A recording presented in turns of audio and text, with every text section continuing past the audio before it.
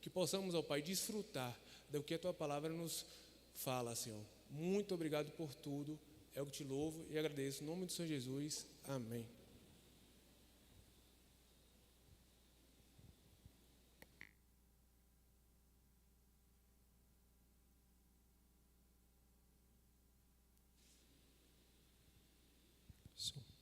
Irmãos, boa noite, graça e paz da parte do nosso Senhor Jesus Cristo, aquele que reina soberanamente sobre todas as coisas, reina sobre as nações.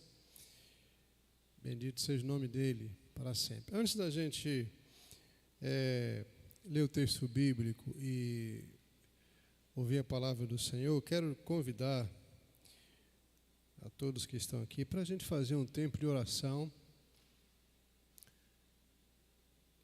por esse conflito lá em Israel. Quarta-feira, quem estava participando, ou quem participou da sala de oração, viu que nós colocamos isso como prioridade, orar. Há muita conversa, e muita conversa com falta de conhecimento. Israel é apenas mais uma nação. A nação santa hoje é a Igreja de Cristo. Israel é apenas mais uma das centenas de nações que existem na terra. Não nos cabe julgar por que ou as causas desse conflito. Mas nós podemos orar porque são vidas, são crianças, são pessoas que estão sendo ceifadas, são lares que estão sendo destruídos. E tanto a gente pode orar, conforme a palavra de Deus nos ensina, no Salmo, orar pela paz de Israel, mas também orar pelos palestinos. Afinal de contas, se você não sabia, existe o grau parentesco, o povo de Israel com os palestinos. Então, e a Bíblia nos ordena orar por todos os homens. E não nos cabe julgar e dizer que esse está certo, que esse está errado, que esse está com a razão ou esse não está com a razão. Eu quero te convidar a você fechar os seus olhos, se você quiser. Vamos fazer uma oração assim. Você junta aí com outra pessoa que está do seu lado e vamos orar. É sofrimento demais. Mais uma guerra, né? Nós ainda bem não saímos de uma lá na Rússia, e já temos outra. E são vidas, gente. São vidas, irmãos. A gente precisa orar a Deus, pedindo. A palavra de Deus diz que é Ele quem põe fim à guerra. É a palavra de Deus que diz. Quem quebra o arco e despedaça a lança no fogo. Então, tudo depende do Senhor. Então, eu quero te convidar para você se juntar a alguém aí e vamos orar a Deus. Vamos pedir uma intervenção sobrenatural sobre a nação de Israel, sobre os palestinos, pedir que o Senhor tenha misericórdia. Vamos fazer isso? Não esqueça, são vidas que estão sendo ceifadas, crianças mutiladas, mães chorando, lares destruídos.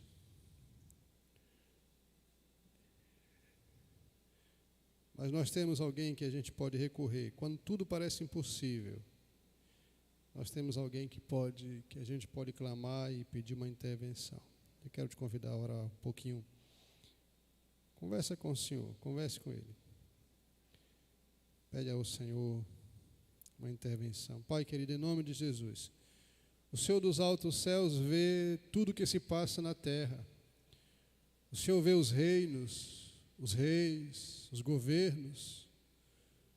O Senhor vê o coração do homem, o Senhor sabe o que está por trás e o que está por dentro do coração do homem. O Senhor conhece a ganância, o Senhor conhece a maldade. E o Senhor conhece a história de Israel e conhece a história dos palestinos. O Senhor conhece. E é por isso que nós, nessa noite, clamamos a Ti, a Tua intervenção. Porque se tratam de vidas, de pessoas, e nós sabemos que uma pessoa é muito preciosa, uma vida é muito preciosa para Ti. Mas vidas estão sendo ceifadas, crianças estão sendo mortas, cidades destruídas, fogo, bombas, o cheiro de morte naquele lugar. E pedimos que o Senhor, por favor, põe a tua mão, que o Senhor interrompa. Nós não conhecemos os seus planos. É por isso que nós queremos apelar para a tua misericórdia, para a tua bondade. Apelamos ao Senhor. Que haja nesta semana um desfecho. Por favor, Deus. Por favor, o teu povo, a igreja do Senhor, a nação do Senhor, a nação santa, o povo de propriedade exclusiva do Senhor, que agora é a tua igreja, está clamando ao Senhor, não somente por Israel, mas pelos palestinos, e pedindo que o Senhor quebre o arco, ponha fim à guerra e despedace a lança no fogo, em nome de Jesus. Amém. Amém. Vamos orar e vamos aguardar. Não deixe de orar não por Israel. Não deixe de orar por esse conflito, não. Tá bom? Primeira carta de Paulo aos Coríntios, capítulo 4. Nós vamos ler o texto bíblico. Para você que está aqui conosco, Deus te abençoe. Você que nos acompanha em casa, Deus te abençoe também. Estamos celebrando nessa noite a ceia de Jesus, como fazemos todo primeiro domingo. Celebramos o sacramento, celebramos a unidade, celebramos a morte, celebramos a vida de Jesus, celebramos a fé, celebramos a ressurreição, porque o nosso Cristo não ficou preso naquela cruz, nem ficou preso naquele túmulo. Ele ressuscitou dos mortos e agora está sentado do lado direito de Deus Pai, governando todas as coisas. Vamos ficar em pé só um minutinho só e depois nós vamos nos assentar. Só em respeito à palavra do Senhor. Primeira carta de Paulo aos Coríntios, capítulo 4, versos 1 até o verso 5, até o verso 4. Primeira carta de Paulo aos Coríntios, capítulo 4, versos 1 até o 4. Todos acharam, irmãos? Diz assim a palavra de Deus: Assim, pois, importa que os homens nos considerem como ministros de Cristo e despenseiros dos mistérios de Deus. Vou repetir. Assim, pois, importa que os homens nos considerem como ministros de Cristo e dispenseiros dos mistérios de Deus.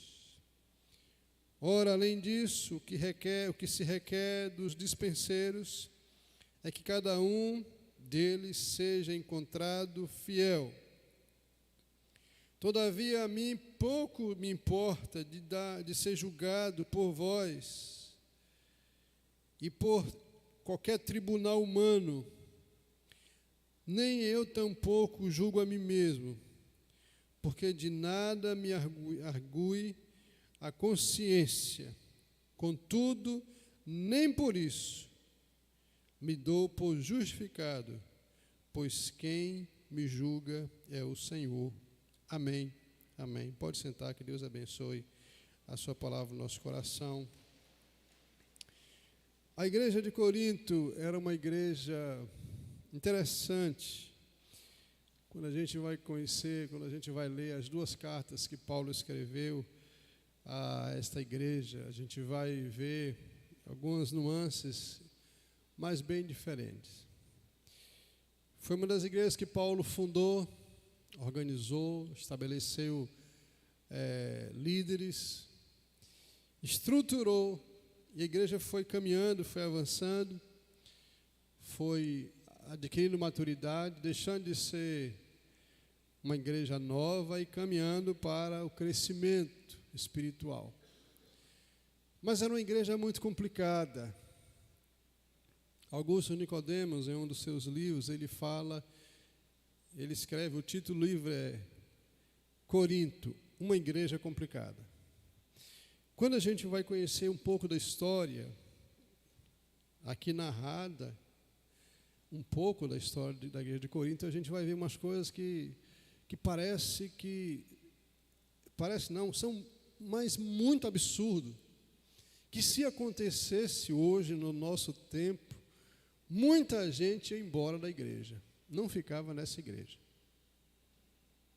Por exemplo, quando os crentes se reuniam para ceiar, para participar da ceia do Senhor, como é que era feita a ceia? Isso acontecia lá na igreja de Corinto, na Grécia. As famílias levavam seus alimentos, levavam carnes, levavam bebidas, levavam vinho. E na hora, não tinha esse negócio de esperar um pelo outro, não. Aqueles que tinham condições, aqueles que tinham estrutura financeira melhor, levavam muita coisa e fazia um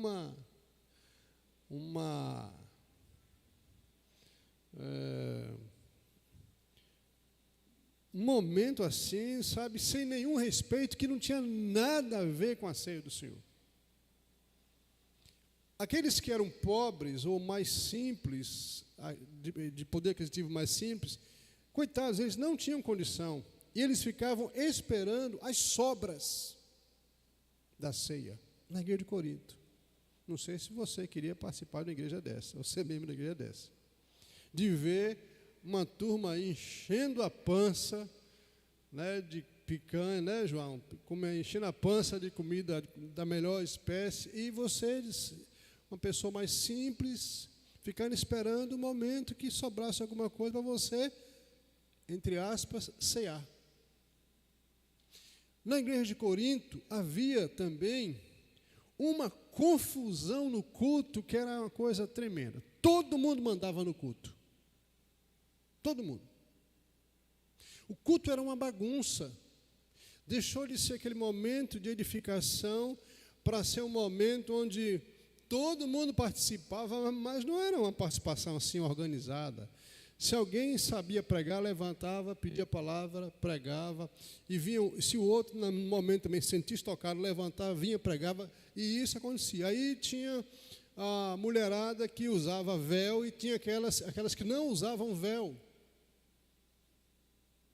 O culto era um negócio assim, meio bagunçado. Os crentes dessa igreja de Corinto tinham alguns costumes que eu volto a dizer, se fosse hoje, a gente dava a linha dessa igreja, não ficava nessa igreja. Eles tinham uma falta de compromisso espiritual, de santidade com Deus. Eles tinham uma vida livre, uma vida de libertinagem. Só para você ter ideia, eu sempre gosto de olhar para esse texto, para a gente ver o grau de pecado que havia nessa igreja. Havia alguém na igreja de Corinto que simplesmente tinha um relacionamento, uma mulher, um relacionamento sexual com um parente, um incesto. E estavam lá na igreja, tomando ceia, trabalhando, só para você ter uma ideia. E Paulo agora tem uma responsabilidade de colocar os pontos nos is dessa igreja, tratar desses assuntos, mas encorajando, sem perder o amor. E Paulo fala assim nessa igreja, que apesar de tudo isso que acontecia nessa comunidade dos santos, Paulo tinha um amor tremendo por essa igreja. Ele fala isso, ele relata isso. Eu amo demais vocês. E você pensa que a relação de Paulo com a igreja era boa? Não, não era boa não. Porque Paulo era perseguido por essa igreja. Essa igreja dizia assim, esse Paulo, ele é muito bom para escrever, mas ele é um péssimo pregador. E Paulo tendo que conviver com essas coisas todas. E amar uma igreja desse tipo, com comportamento desse tipo. A Grécia era um país considerado como um dos países onde existia mais deuses, onde havia uma pluralidade de deuses, e as pessoas estavam trazendo essa bagagem toda para a igreja. Aí Paulo vem agora e fala assim, importa que os homens nos considerem, importa pois, que os homens nos considerem como ministros de Deus e como dispenseiros dos mistérios de Deus. Paulo era daquele tipo também que não tinha papa na língua não. Quando ele tinha que confrontar, ele confrontava. Por quê? Porque dentro desse contexto aí de perseguição, de críticas à autoridade espiritual de Paulo, ele fala assim: vocês precisam entender que os líderes espirituais de vocês são ministros de Deus. Sabe o que é um ministro? Nós sabemos o que é um ministro. É uma autoridade espiritual. Ou uma autoridade, no contexto nosso cristão, uma autoridade espiritual. O ministro, ele é ordenado, ele é chamado para fazer parte de uma comissão. O presidente convida uma pessoa que tem capacidade, às vezes não, né? Chama alguém para ser um ministro, um representante seu. Parece muito com o termo embaixador. Nós, no Brasil, temos aí um sem número de ministros, e cada dia a lista aumenta mais. Cada governo, uns dizem que vão aumentar, que vão baixar, aumenta. Quando a gente é pego de surpresa, já aumentou, né, quase que o dobro. Ministro, uma autoridade espiritual. Paulo fala assim: a igreja e todos os homens precisam entender que os líderes espirituais são ministros de Deus. Ponto final. Acho que a gente está precisando repensar algumas coisas das nossas vidas, como igreja do Senhor. Num tempo onde ser pastor está sendo difícil, porque tem gente aí fora, não é nem igreja, tem gente aí fora que olha o pastor assim com outros olhares. Aí fora tem, às vezes, quando me perguntam qual é a sua profissão, eu falo a minha profissão. A minha profissão é representante comercial. Mas não é por vergonha que eu não digo que sou ministro evangélico, porque ministério pastoral não é profissão. Paulo era fazedor de tendas, era a profissão dele, mas era ministro do Senhor. Mas está sendo difícil, porque muita gente aí se auto-intitulam de ministro, de pastores, ministro de Deus, mas tem outras intenções e não quero entrar nos méritos dessas questões. Paulo apresenta o segundo motivo, o segundo argumento. Ele fala assim: importa também que os homens nos considerem como despenseiro dos mistérios de Deus. Você sabe o que é isso? O dispenseiro é um mordomo, os dois são mordomos, tanto aqui o ministro como o dispenseiro são mordomos, são servos, são escravos. Isso é o que diz o original. Todos os dois, as duas classes são servos. É ministro de Cristo, servo de Cristo, escravo de Cristo. O dispenseiro também escravo.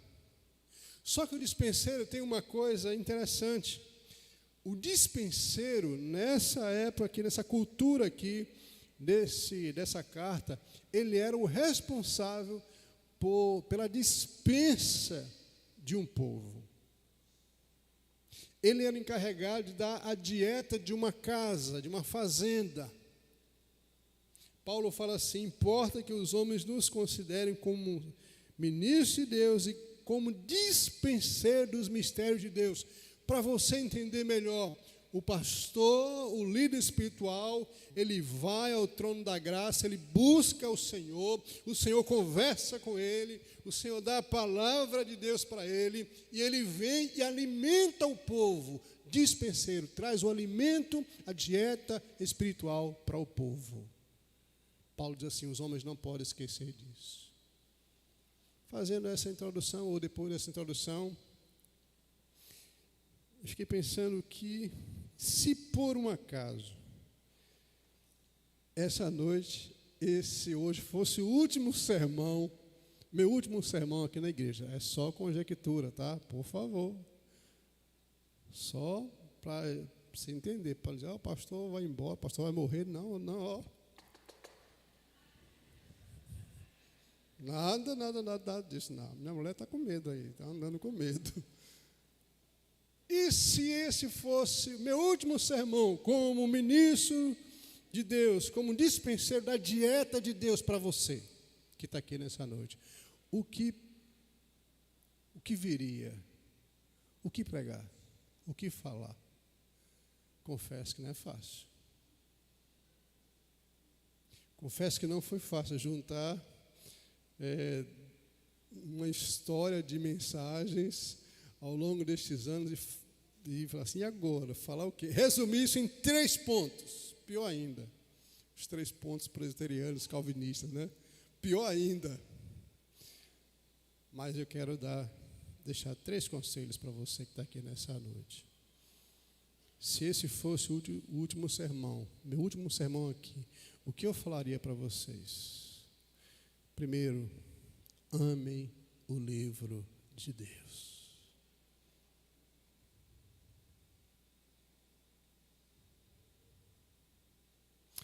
Por que isso, irmãos? Porque esse livro, ele não contém a palavra de Deus. Ele é a palavra de Deus. Ele é martelo que esmiuça a rocha, uma pedra. É a palavra que santifica, é a palavra que nos confronta, mas também é aquela palavra que nos encoraja.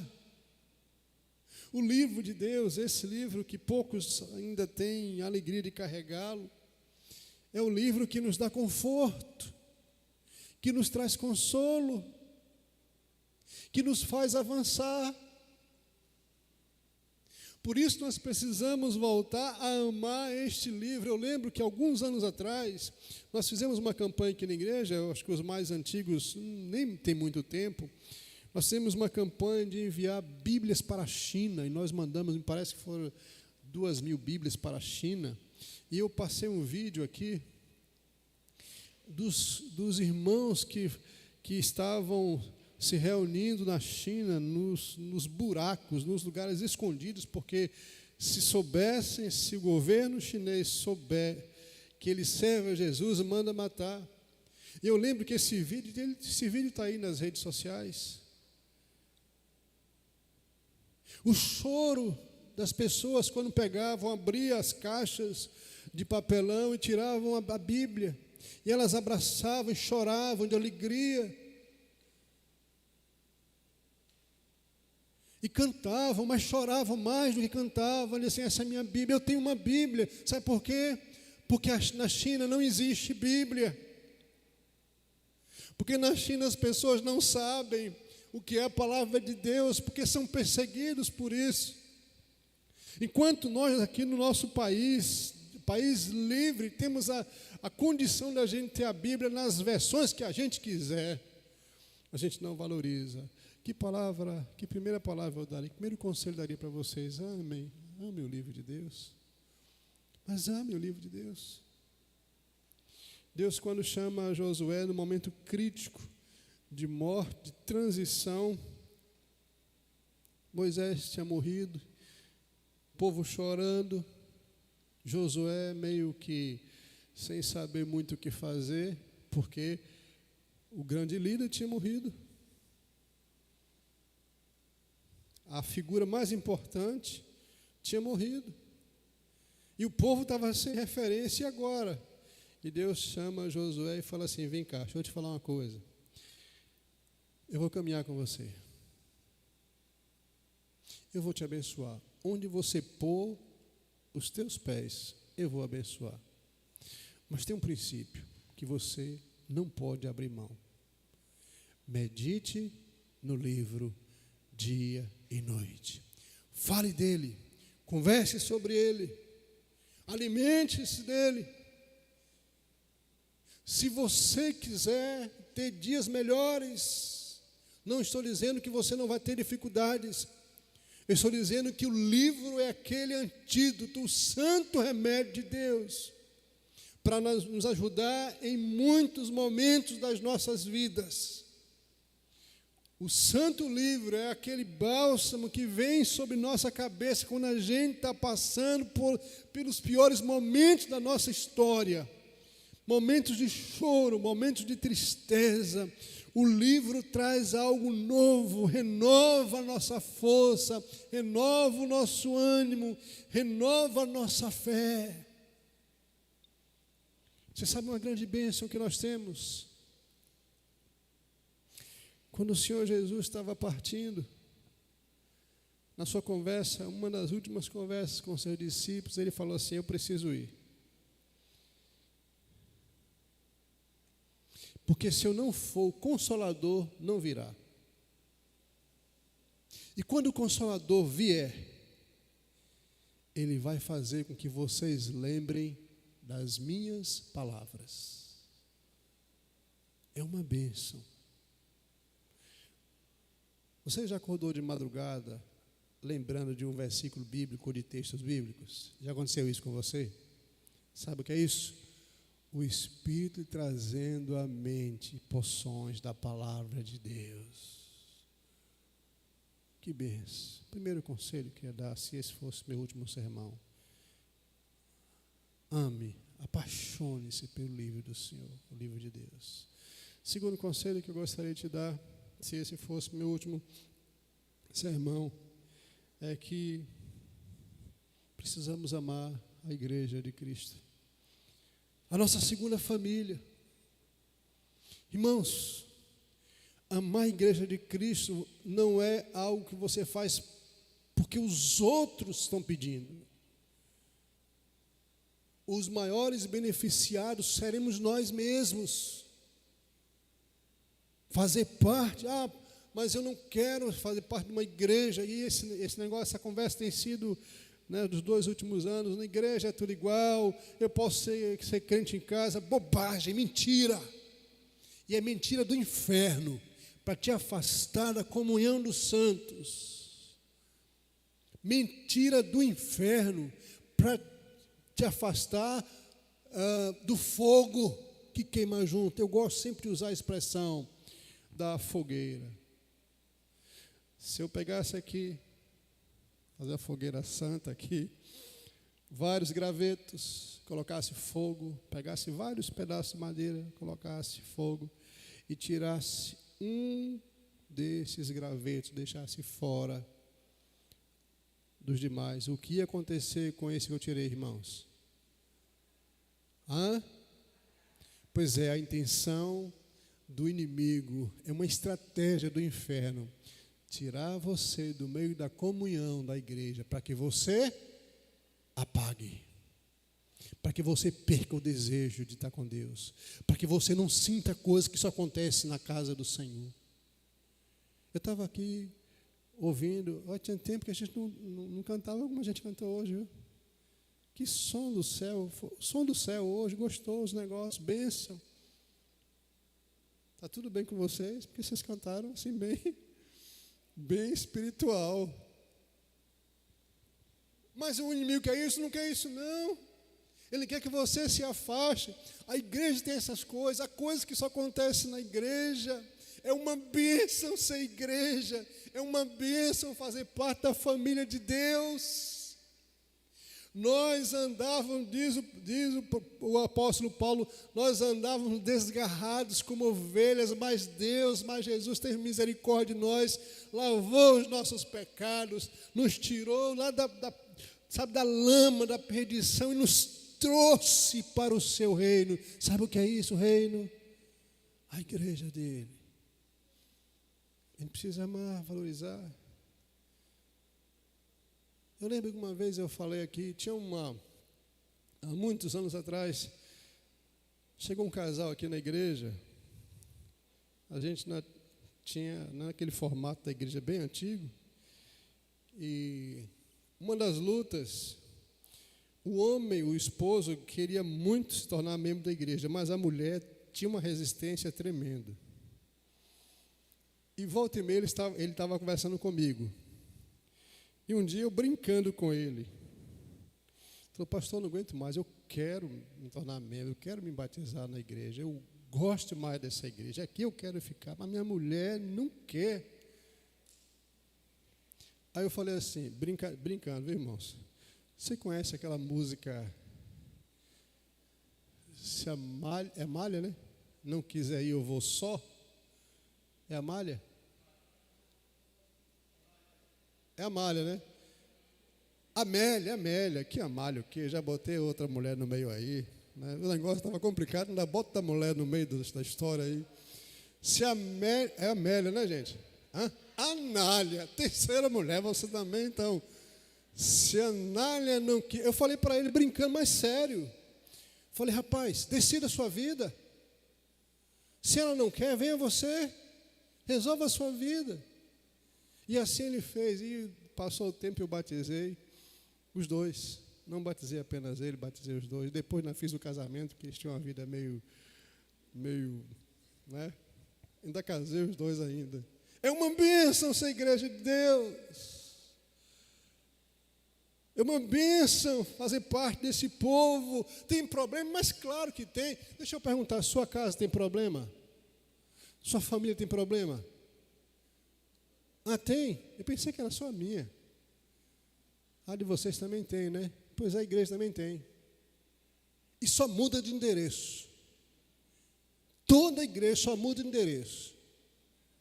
Hoje eu conversava com alguém e a pessoa falou assim, pastor, eu resolvi sair da igreja onde eu estava. Fiquei lá durante muitos anos, mas eu saí. Olha aí, agora, entenda agora.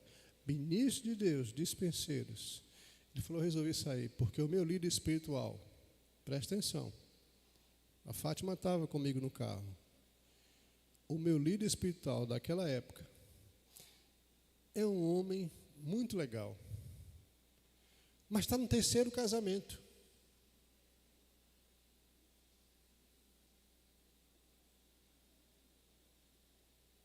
Entendeu? Dá para você. E eu falei para ele assim, olha, de fato, se você não está se sentindo bem, se você não concorda com isso, é melhor que você saia e vá procurar. Agora vá procurar uma outra comunidade que você ame, que você seja edificado. Tem problema, irmãos, mas é uma bênção. É uma bênção ter Jesus como cabeça e coordenando a nossa vida. É uma bênção ter sido perdoado por Jesus de Nazaré. É uma bênção ter uma vida nova.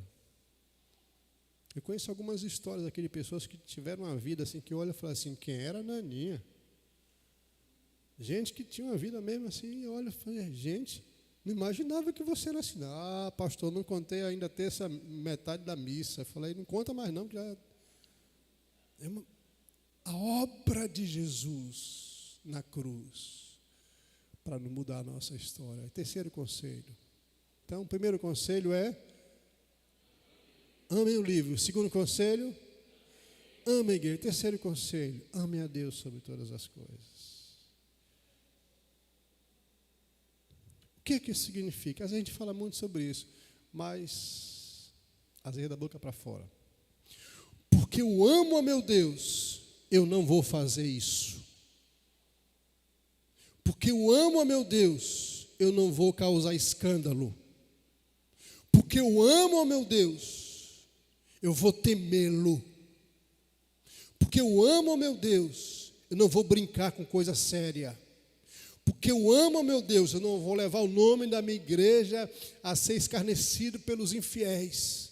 Porque eu amo o meu Deus. Tudo parte da nossa relação pessoal com Deus. Irmãos, a gente está vivendo dias complicados. Olha, pastor, estou dizendo a vocês, ser pastor nesse tempo, não sei nem como vai ser daqui para frente, mas nesse tempo já está sendo difícil, porque quase que a gente está sendo proibido de falar sobre pecado na igreja. Foi o Nido que postou essa semana aí um vídeo, acho que foi o Nido que postou, né, o pastorzão aí descendo, né, descendo o cajado mesmo, Está sendo difícil, porque as pessoas só querem ouvir coisas que lhes edificam, prosperidade, vida feliz, isso, mas quando confrontados com a Bíblia, com a palavra de Deus, não gostam. Deixa eu te falar uma coisa, toda a história bíblica, os profetas, os dispenseiros, os ministros de Cristo, quando abriam a boca para falar, o negócio não era para botar a mão na cabeça de ninguém, não. Vai na Bíblia. Era para confrontar.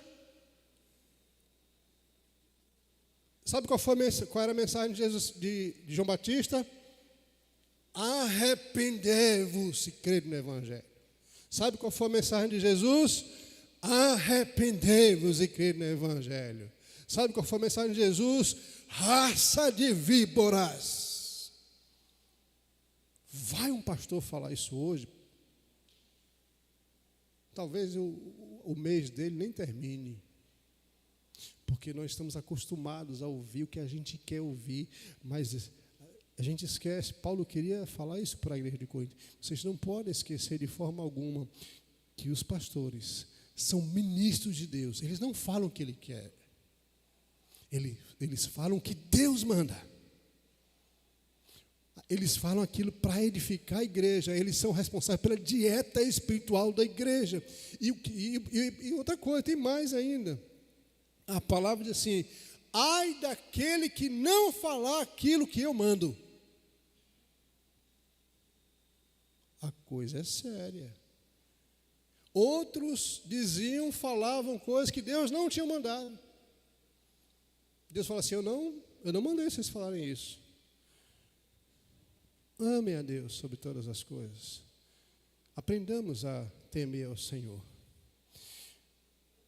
Uma das coisas que eu vejo em Davi, o salmista Davi, é o medo que ele tinha de pecar.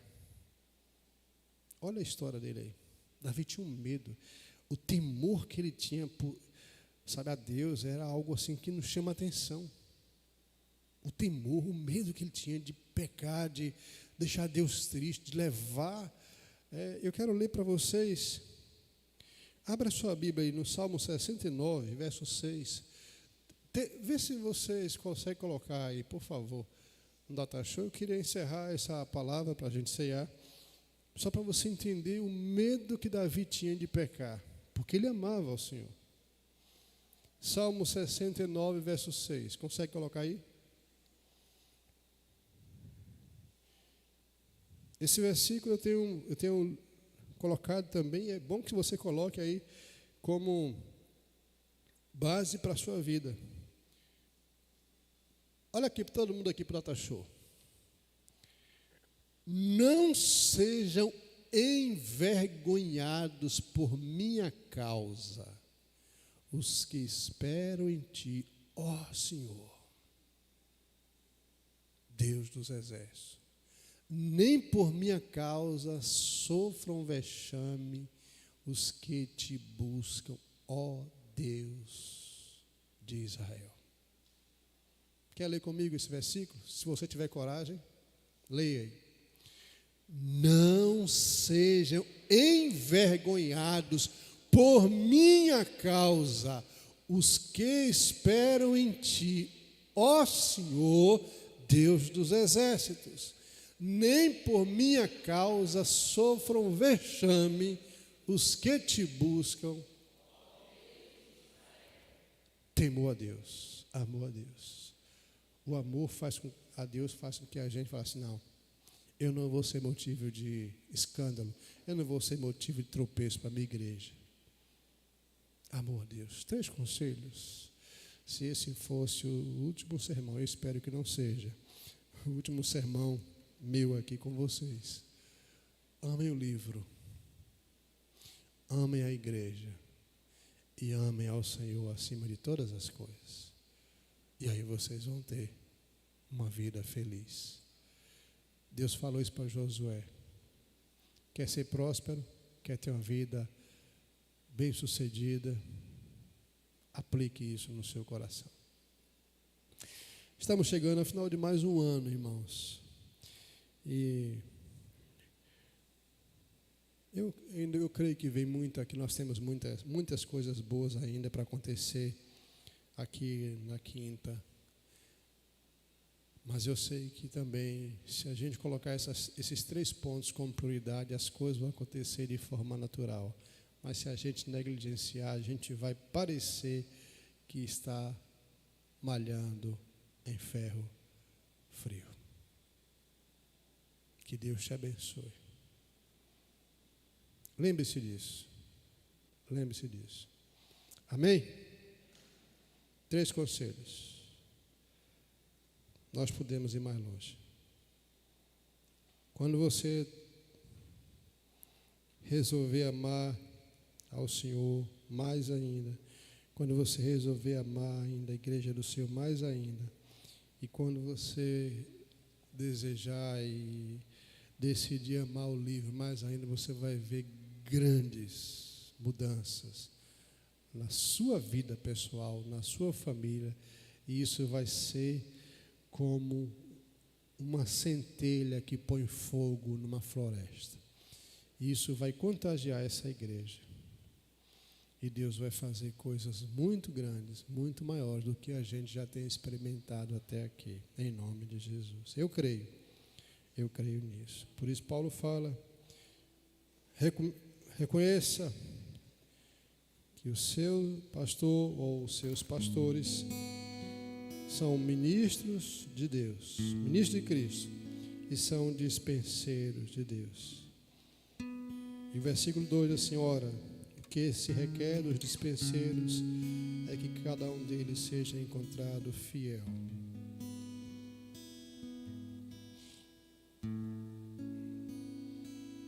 Se na sua igreja você tem 2 pastores, tem o Micael e tem a mim, e você tem convicção de que eles são fiéis, você deve agradecer a Deus por isso. E deve reconhecer a autoridade espiritual, que não é fácil. Tem os seus ardis, mas é gratificante. Eu sempre digo que, como eu falei, eu sou representante por profissão, mas amo, sempre amei, trabalhei com isso durante muitos anos da minha vida. Era feliz, mas eu sou muito mais feliz cuidando das almas que Cristo colocou em minhas mãos, cuidando de vocês. E lá se vão 18 anos e alguns meses. Que Deus te abençoe em nome de Jesus. Vamos ceiar? Vamos ceiar? Vamos celebrar o Senhor nessa noite. Vamos. Mas nós vamos ceiar, irmãos. Eu estava ouvindo essa canção, eu falei assim, não, essa canção tem que fazer parte do nosso momento da liturgia, momento da ceia. E deixa eu pensar como é que eu vou fazer aqui para que ninguém se sinta constrangido, porque eu sei que nem todos vão tomar ceia, então eu não quero constranger de forma alguma você que está aqui conosco. Abra sua Bíblia lá na carta de Paulo aos Efésios, capítulo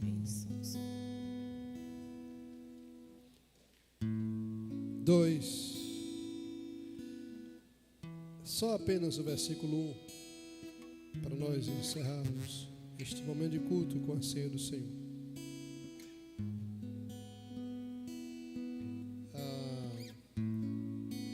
Diácono Nido, por favor, vem aqui também, diácono Iracildo, por favor. Isso aí. Diz o texto assim: Ele vos deu o quê? Vida, estando vós mortos nos vossos delitos e pecados.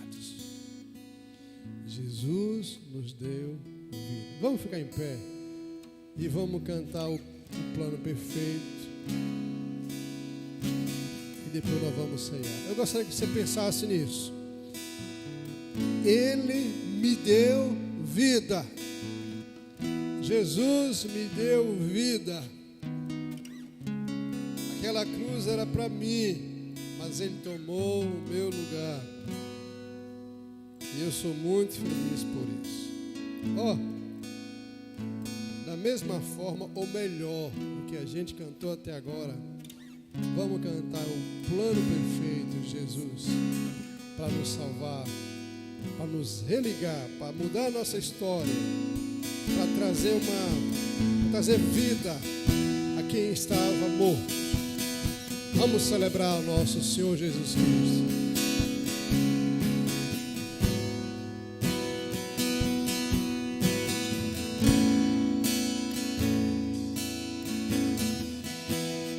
Plano para salvar, um pacto para selar, silêncio no céu. Ele nos resgatou das mãos do inimigo. Resgate, salvação, encheu seu coração, Ele não existiu. O palco do amor foi um monte chamado Caveira. O palco do amor, o autor anunciou a vida e salvação. Ele fez por mim, por você.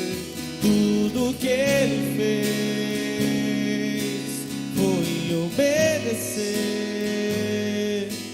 o plano que Deus escreveu. E quando a minha história parecia ter chegado ao fim, a sua graça me alcançou. E quando tudo parecia estar perdido, naquela cruz, o seu sangue de Jesus nos liberta de todo pecado. Louvado seja Jesus, o plano perfeito, mistério da graça que me transformou. seu nome. E o seu nome é Jesus, nome sobre todos, veio pra salvar. Ele me salvou. Ele me salvou. Um plano pra salvar, um pacto pra selar, Silêncio no céu.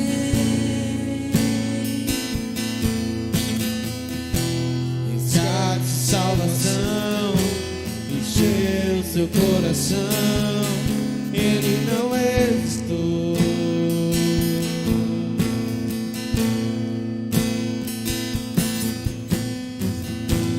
No palco do amor, o autor anunciou a vida e salvação.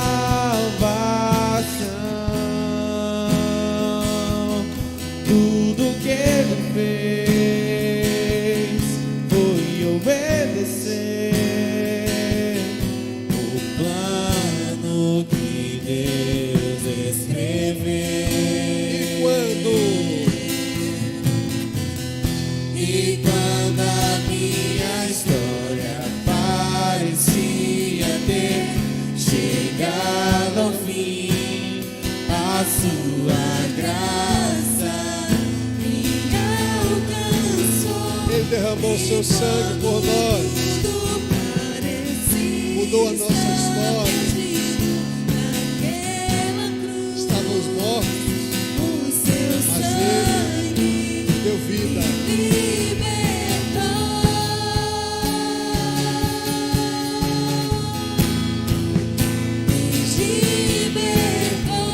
Vamos celebrar o nome de Jesus, que pagou o preço.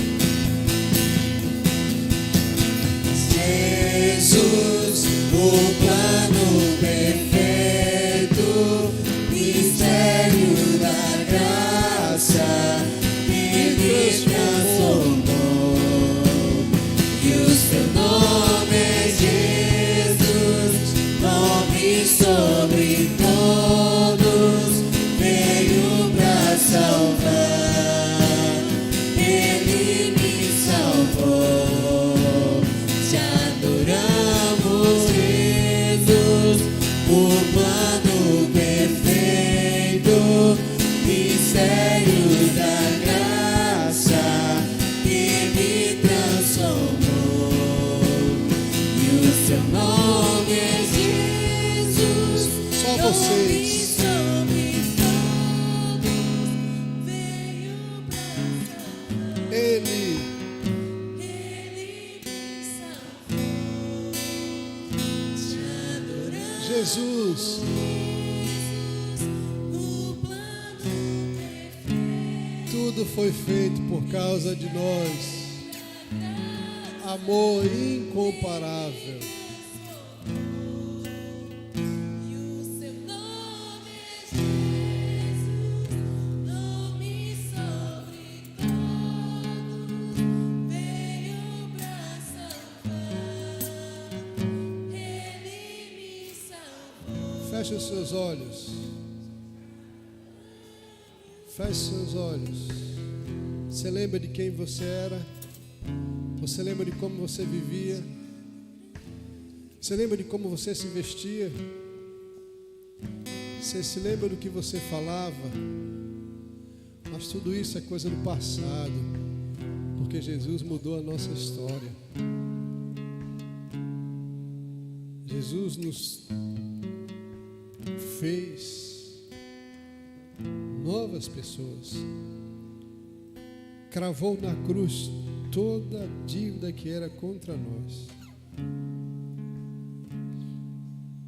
Mudou o nosso semblante. Colocou paz dentro do nosso coração. Isso só Jesus podia e pode fazer. Por isso é que nessa noite nós celebramos esse mistério da graça. Por isso é que nessa noite nós celebramos a Jesus. Não foi nenhum outro que fez, não foi Elias, não foi Moisés, não foi Salomão, não foi Davi.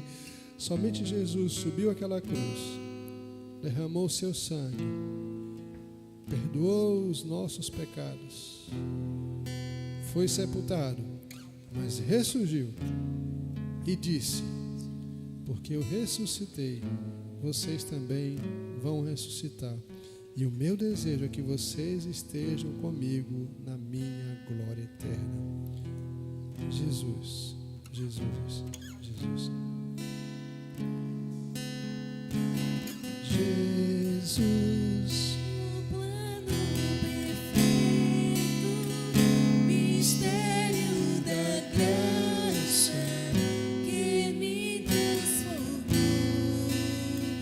E o seu nome é Jesus, nome sobre todos.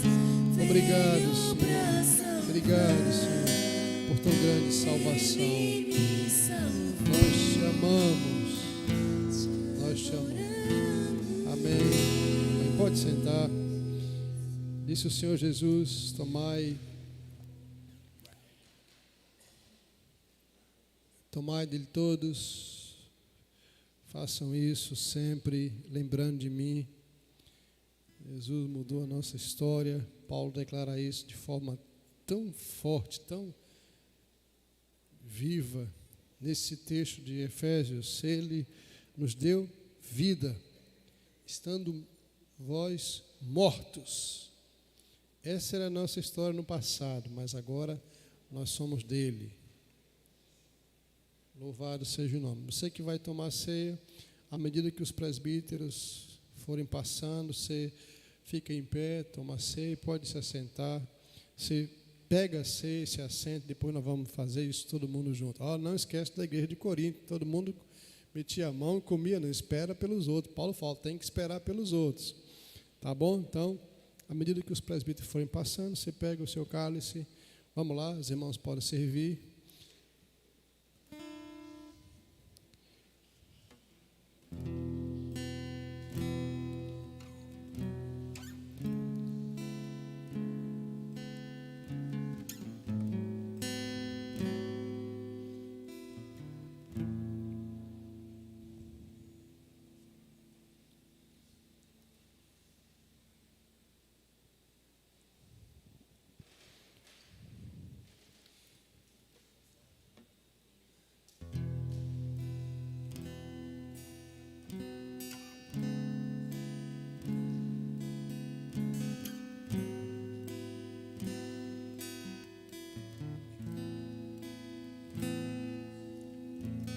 Jesus, o plano perfeito,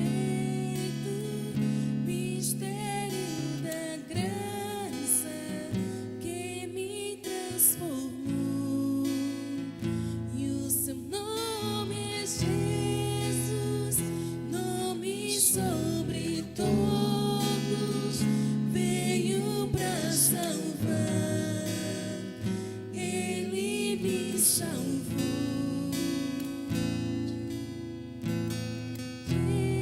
Jesus, o plano perfeito, mistério da graça que me transformou. E o seu nome é Jesus, nome sobre todos, veio pra salvar. Ele me salvou. Te adoramos. Bendito seja o Senhor. Olha, deixa eu falar para você que está aqui conosco, que ainda não está tomando ceia. Você não sabe a vontade que eu tenho de, quem sabe ainda neste ano, te dar a ceia. Para isso você precisa se batizar, para isso você precisa dizer assim, pastor, já chega de ser apenas um frequentador, quero me tornar membro dessa igreja. Então, quero lembrar que dezembro está perto, nós temos batismos, tá? Festa da colheita, se você tem interesse, é só falar com a gente que a gente vai dar um jeito de discipular e preparar para o batismo. E se o Senhor Jesus tomar e comer dele todos, façam isso em memória de mim.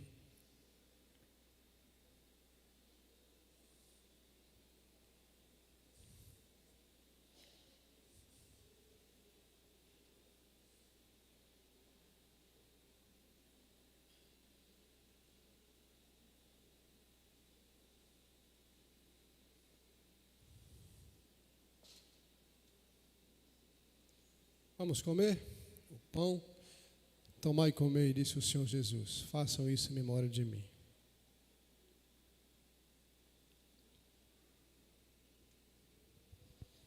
Obrigado, Senhor, porque o Senhor é pão do céu, que veio a esse mundo para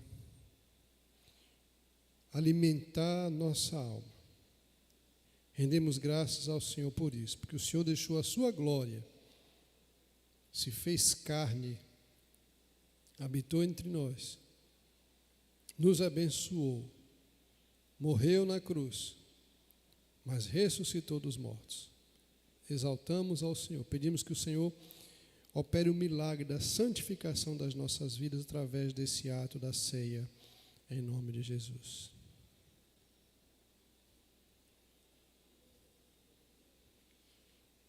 E se o Senhor Jesus tomar e beber, vamos tomar, irmãos?